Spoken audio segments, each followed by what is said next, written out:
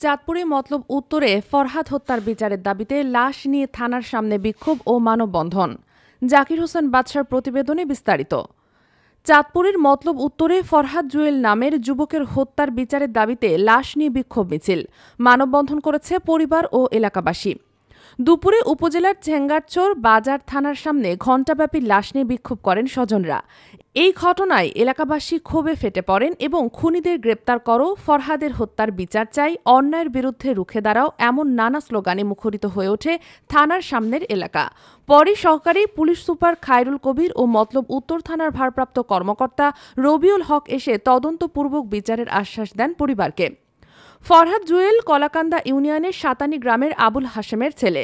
তার স্ত্রী এবং 4 বছরের ছেলে আবু সুফিয়ান রয়েছে। জানা যায় গত 4 জুলাই সকালে ফরহাদ জুয়েল বাড়ি থেকে বের হয়। এরপর থেকে নিখোঁজ হয় জুয়েল।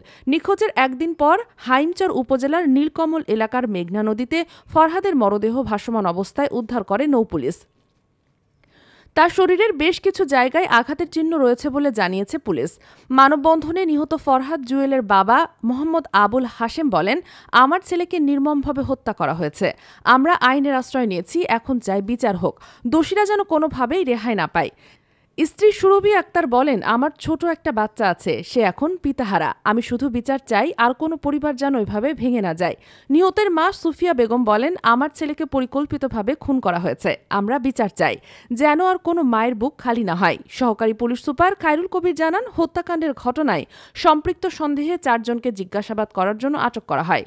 গুরুত্ব সহকারে হত্যাকাণ্ডের রহস্য উদ্ঘাটনে কাজ চলছে। দুপুরে জুয়েলের বাবা আবুল হাশেম 15 জনকে আসামি করে আরও 10-15 অজ্ঞাতনামা করে একটি হত্যা মামলা করেন।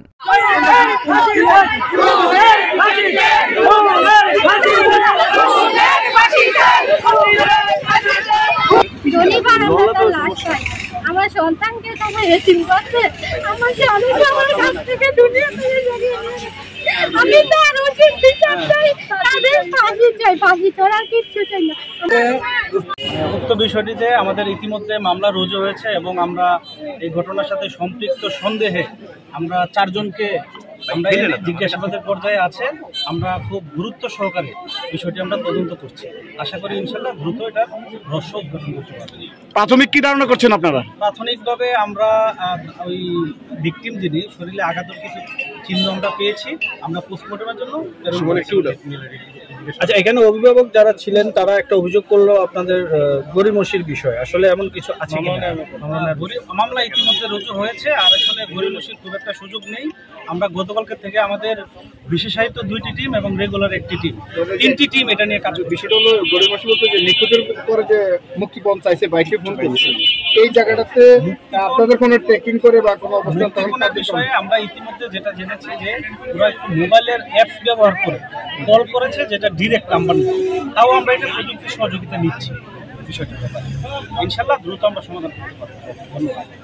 কোনো আসলে এই ঘটনার সাথে সম্পৃক্ততার কোনো জিজ্ঞাসাবাদের পর্যায়ে আছে এখনো। আমরা গুরুত্বপূর্ণ তথ্য পেলে অবশ্যই আমরা বিষয়টা সামনে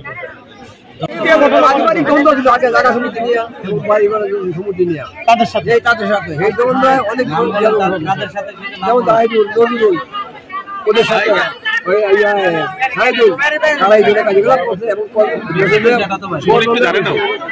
মামলা কি এফআইআর হয়েছে এই বিষয়ে আপনাদেরকে নিশ্চয়তা দিয়েছি। মামলা জিডি করার পর কি পুলিশ তাৎক্ষণিক ব্যবস্থা এই আসামিদেরকে আইনের আওতায় এনে বিচারের কার্যক্রম পরিচালনা করার জন্য। আচ্ছা, একটু বলবেন যে ভাই একটু বলবেন যে বাবা কোথায়? তাদের ফাঁসি চাই। আসামির নাম জাহিদুল, নজরুল, শাকিল, সাইদুল, কামরুল, মনির, শুকুর এবং হৃদয়। কামরুল চেয়ারম্যানের নাম। ওরা বিল্ডিং করছে, তখন বলছিল আমার বাবা যে বাবা তোমরা আমার জায়গায় বিল্ডিং করে না। পরে বলছে যে না আমরা বিল্ডিং করবো। তখন ওরা মায়া চৌধুরীর পার্টি করে, ওরা মায়া চৌধুরীর লোক জোরপূর্বক বিল্ডিং করছে। করার পরে আমার মা আর আমার বাবা বলছে